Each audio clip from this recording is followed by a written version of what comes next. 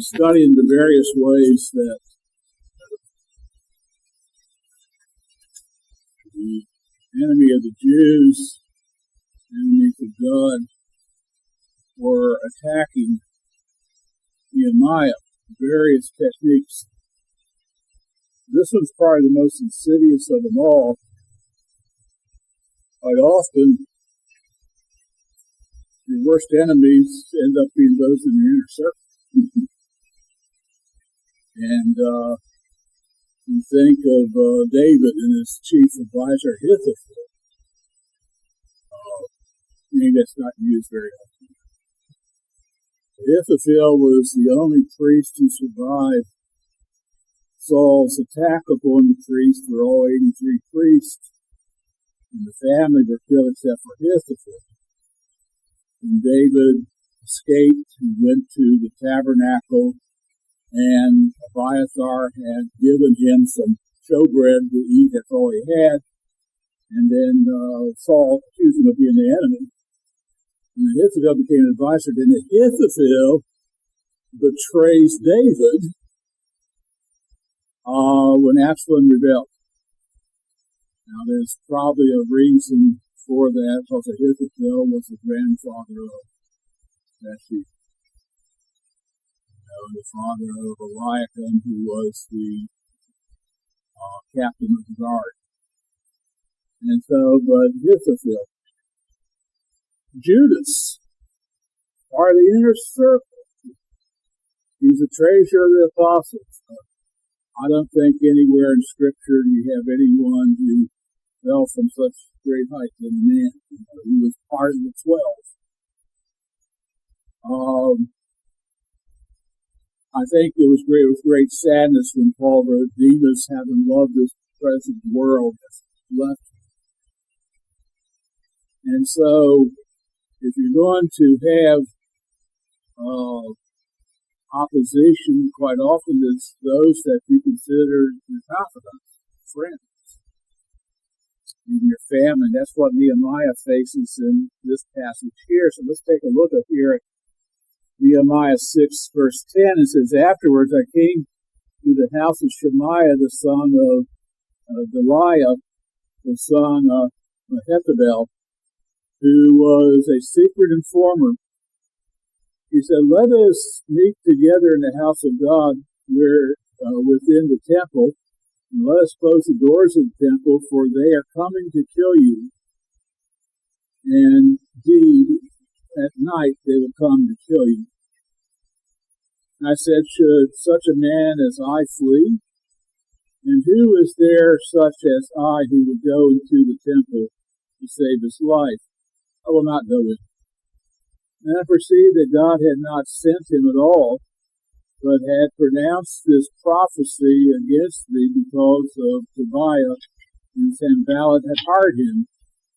For this reason he was hired, that I should be afraid and act that way and sin, and so that they might have a cause for an evil report, that they might reproach me.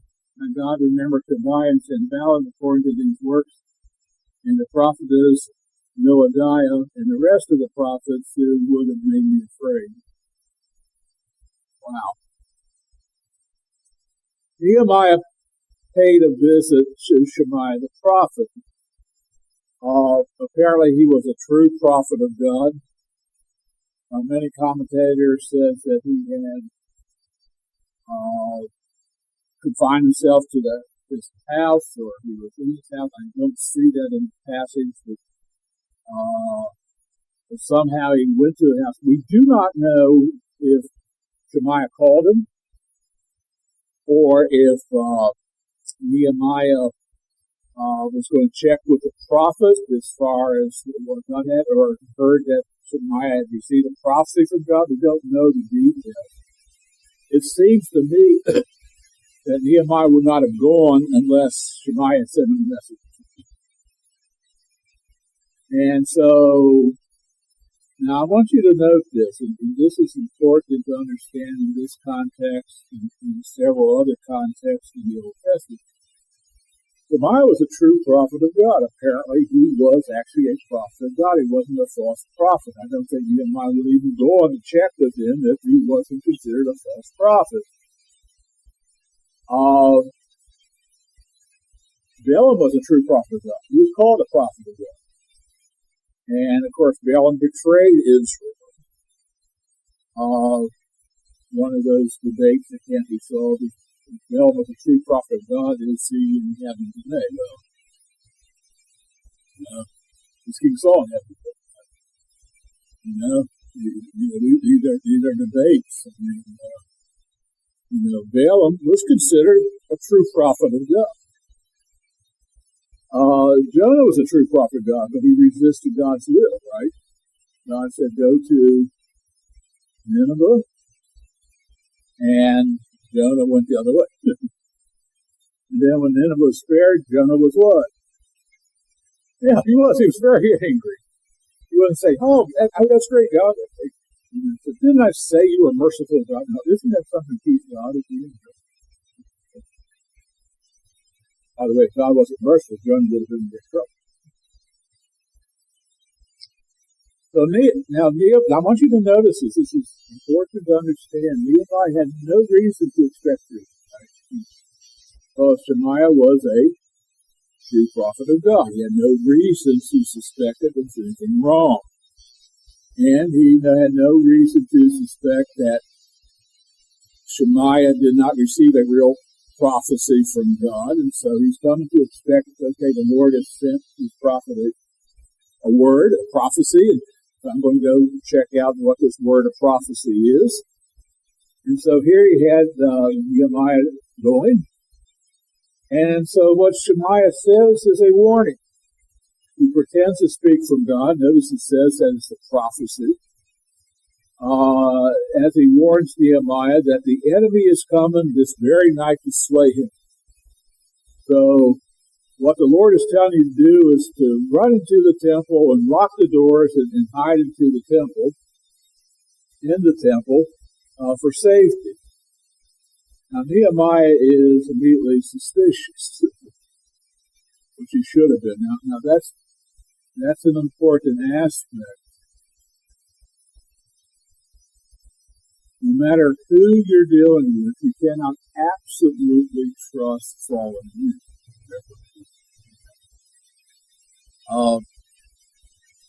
You'd like to give absolute trust, right? But remember the old Reagan era, the mantra was what? Trust but what? That's right, verify. Trust but verify. Miles Standish, the Puritan captain, said, trust in God, but who can counter it? So we come here. Shemaiah pretends to speak for God.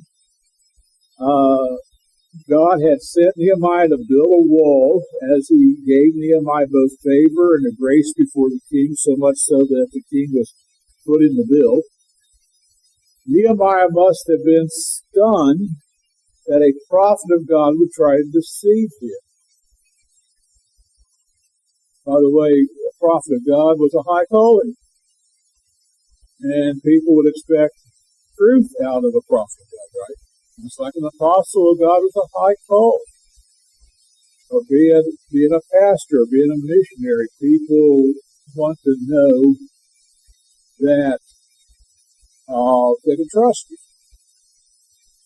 I remember years ago when we had the air show over here, and so Airpro had their booth at the air show, and I was in charge of handling them.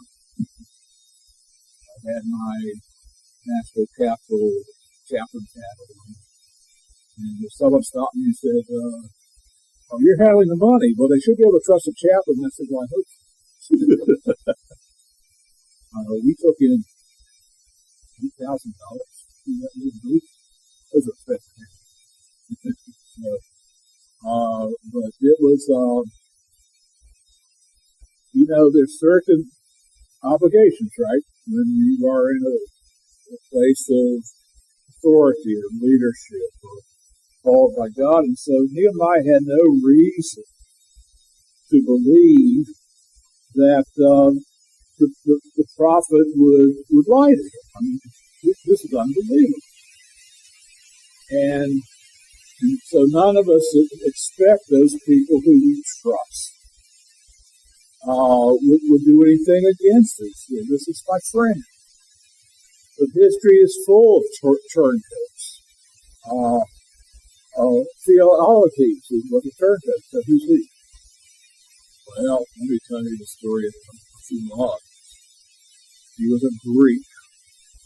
And if you remember the story, there's someone who sold him to 300 Spartans, and Leonidas was holding off really 1.5 million Persians at the pass at Thermopylae, one of the great battles of the ancient world, Thermopylae and Marathon and Actium and these great battles, Spartans.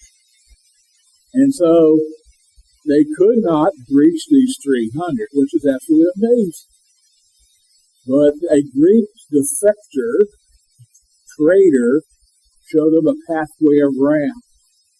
Now, that pathway was supposedly being guarded by Thebans, but as soon as they saw the Persians coming up, they all ran away. So they were able to get behind the Spartans so to be able to attack from front and behind, and of course they overcame them. But it gave 3 days' time for the Athenians to prepare what became the Battle of Marathon, which we have the race name. There's a story behind that. Matter of fact, one of the great names in ancient history, Theodipus. But of course, in the first marathon, he announced victory and passed over and dead. Nike's dead. So everybody else wanted to do that after that. Anyway, that's another story. Of course, people don't know that story.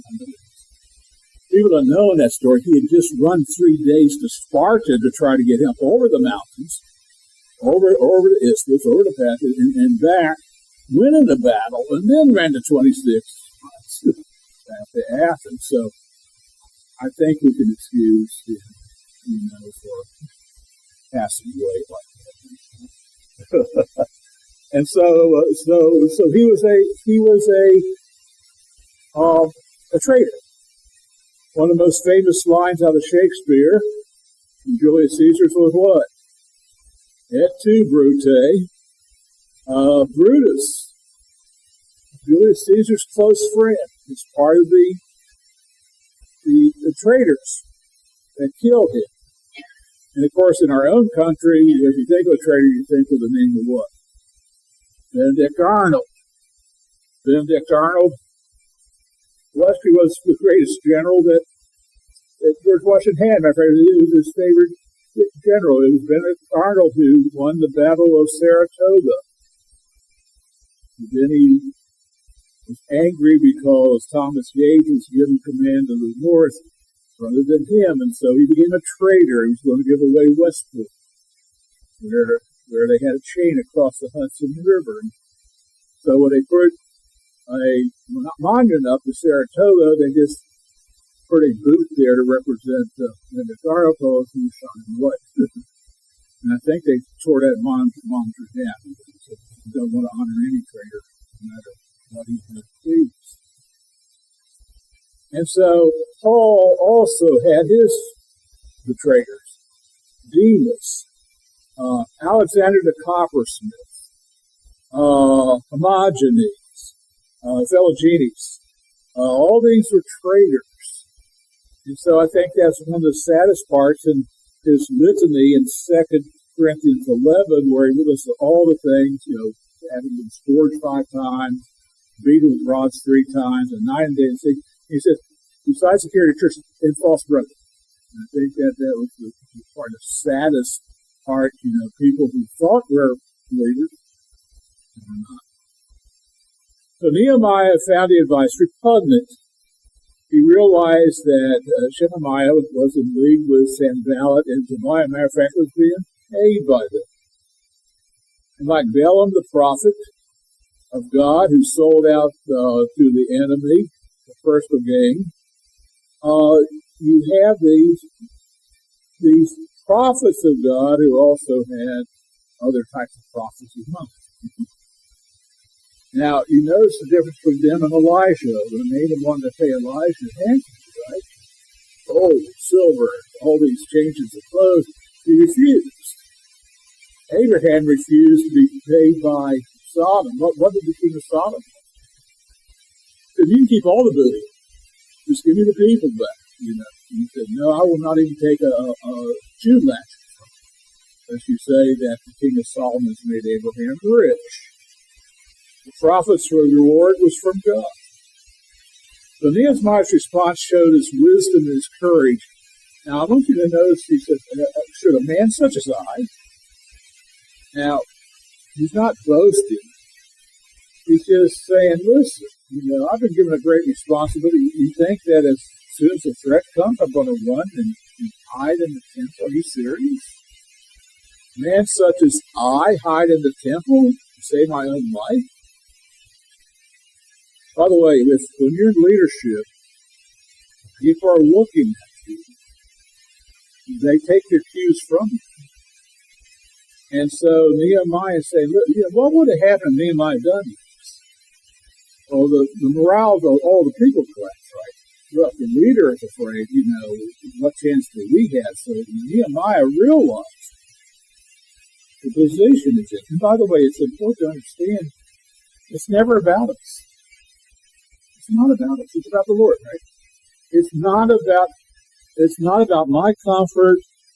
It's not about my wants, my desires. It's about, okay, what is it the Lord is? And Nehemiah was very, very aware that the Lord had called him to a great work, and he was not to quit, right? He was to continue on. And so he could not show fear before the people. Nehemiah would face his enemies. Nehemiah perceived that God had not sent Shemaiah and not given him this prophecy. By the way, I don't know what Shemaiah's accountability was, but to say that you were given a prophecy from the Lord and you haven't, that's very serious. Look at Deuteronomy 18, right? The false prophet was to be what? He stoned to death. So Nehemiah prayed to the Lord. Notice several times throughout the book of Nehemiah, he shoots up a prayer to the Lord.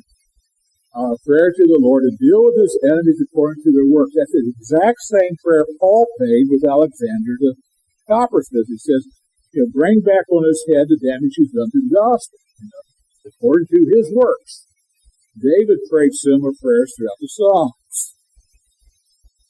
Now, not only now I want you to notice that this had to be grief upon grief. Not only had Shemaiah betrayed him, but other prophets had also betrayed him. Those who were actual prophets of God, including this prophetess Noadiah. Now, this is the only place in Scripture we have her name, so apparently she was prominent in helping the enemy. We have 4 prophetesses named in the Old Testament. Mary was called a prophetess. Deborah, Huldah. When Josiah found out that all the sin the people done according to the law, when the lawyers, he said to the prophetess Huldah, saying, what's going to happen? He said, yep, you're in trouble, but because you have humbled yourself, it's not going to be in your days. It's going to be in the days of your son. And so, in the New Testament, Philip the evangelist, the deacon, not the apostle, Philip the evangelist, was called prophetess. And so you had female prophetesses both in the Old Testament and the New Testament.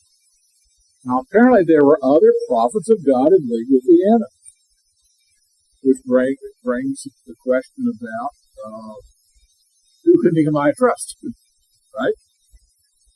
By the way, I want you to know something else about this prophecy. Usually prophecies from God bring truth and sort of lines up God's will and God's way. This didn't ring true. Like what? God called me, He's protected me, He's led me, and now He's going to want me to hide in the temple. That just didn't quite ring true. I have an old saying that I like to use: when in doubt, check it out. When in doubt, check it out. Don't just take it on face value. By the way, that's a really good mantra to do in the age of scams on the internet, right? Constantly getting things that, there's money waiting for you at PayPal, someone's going to you pay this at PayPal. All those are scams. All those are things. It's X amount. And so, by the way, I'm not here giving IT advice this morning, but it's just scams never seem to stop. Listen, true friends are revealed when they're tested. I know there's been a number of us who thought they were certain friends, but when rumors go around, gossip goes around, all of a sudden they're on the opposite side. Wait a minute, I thought you were my friend. Friends of convenience are not friends. Friends who are there, a friend that sticks closer to the brother is there during the hard times. Not just fair weather friends. David complained that his friends had turned against him. Job's friends weren't much friends. They had three comforters. Job said, miserable comforters are you. And then he went into a description that if the situation were in reverse, he would come, he'd speak kind words to them, he'd speak comfort to them, and, he would help in any way he could. But they just came and refused to just piled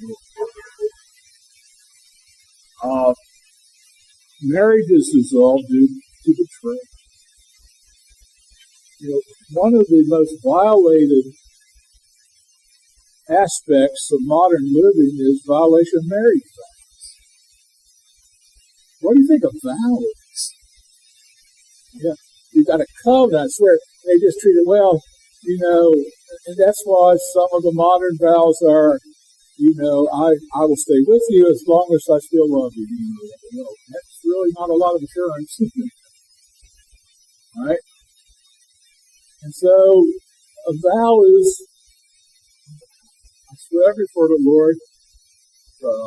And how do you think that in the marriage vow you have, for better or for worse, or richer or poorer, through sickness and health? I mean, all those are in there because I am making this true commitment. The story is told of a man who drove up to a Dunkin' Donut. He went around, he carried his wife, who was invalid, sat under set, they got what they wanted, he carried her out. And as they were going out, one of the people waiting on him said, that man never. And so the vows are what they are, no matter what. And so that's a great violation. Those who are counted as friends who turn away due to rumors or gossip and innuendos without even giving you a hearing, they aren't friends. They never were. They were friends of convenience. I have had over the years, not as many as a lot of people have. I realized very early that this person didn't want to be my friend. I was a contact. And contact is different. What can you do for me? What can you do for me now? And if you can't do anything for them, they're no longer your. And so that's why the admonition of choose your friends wisely. And so trust must continually be verified, not by suspicion, but through relationship building. And I know we've had over the last few years a few who we thought were close friends who turned. And we're shocked. earth. And unfortunately, because of the fallen nature, quite often we're not surprised.